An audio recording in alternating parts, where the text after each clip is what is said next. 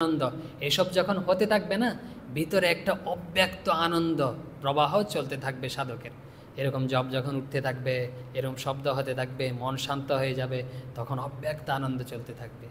কখনো হচ্ছে এগুলো যে নিশীথ রাতে, যে মধ্যরাতে, গভীর রাতে। নিশীথ রাত মানে কি?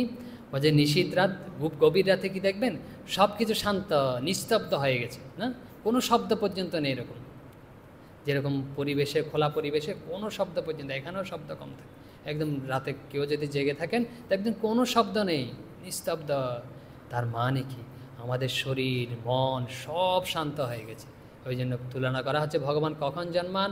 মধ্যরাতে, যখন সব কিছু শান্ত থাকে ওই অবস্থায় জন্মান। তারপরে কি?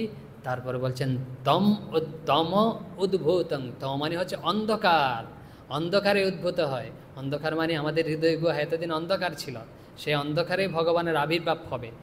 অন্ধকার আচ্ছন্ন ছিল, আর মায়ার প্রভাব, মায়াও মানে অন্ধকার, সেখানে উদ্ভব হবে। কিসের উদ্ভব হবে? যে পূর্ণচন্দ্রের আবির্ভাব হবে। ভাগবতে এইসব রয়েছে যে পূর্ণচন্দ্রের, চন্দ্র কীরকম? চন্দ্র হচ্ছে জ্যোতিষ, আলো প্রকাশ করে, জ্যোতি প্রকাশ করে। জ্যোতিটা কীরকম?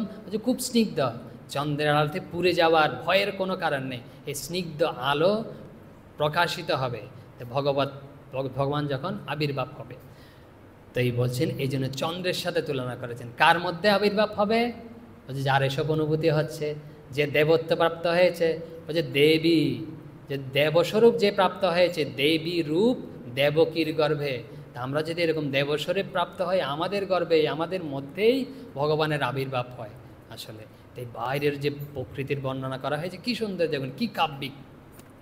এসব এসব সবাই ব্যাসদেব যে বলেছেন না, নিজের অনুভূতি থেকে বলেছেন। তাহলে ব্যাসদেব কি দেখেছেন? সুখদেব তো হৃদয়ের যে অনুভব, নিজের ভগবত উপলব্ধির কথাটাই বর্ণনা করেছেন।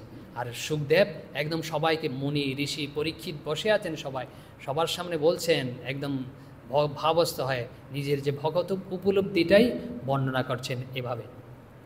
তো এখন ভগবানের আবির্ভাব কীরকম হচ্ছে? ভগবানের আবির্ভাব বলছেন ভাগবতে রয়েছে, বলছেন তমদ্ভূতম বালকম অম্বুজাক্ষণম চতুর্ভুজং শঙ্খ গদা আয়ুধোত্তম। বলছে কীরকম বালক? বলছে তম অদ্ভুত বালক, যে ভগবানের কথা বলছেন অদ্ভুত বালক। কীরকম? বলছে অম্বুজাক্ষম, পদ্মের মতো যার চক্ষু, দৃষ্টি, চক্ষু যার পদ্মের মতো। আর কি? চতুর্ভুজং, চার বাহু। চার বাহুতে কী কী রয়েছে? বলছে শঙ্খ চক্র গদা পদ্মধারী এই বালক। তার কীরকম? আরও খুব সুন্দর বর্ণিত হচ্ছে, সে শ্রীবৎস লক্ষণং গলশোভিত কৌস্তুভং পীতাম্বরং সান্দ্রয়োধ সৌবকম।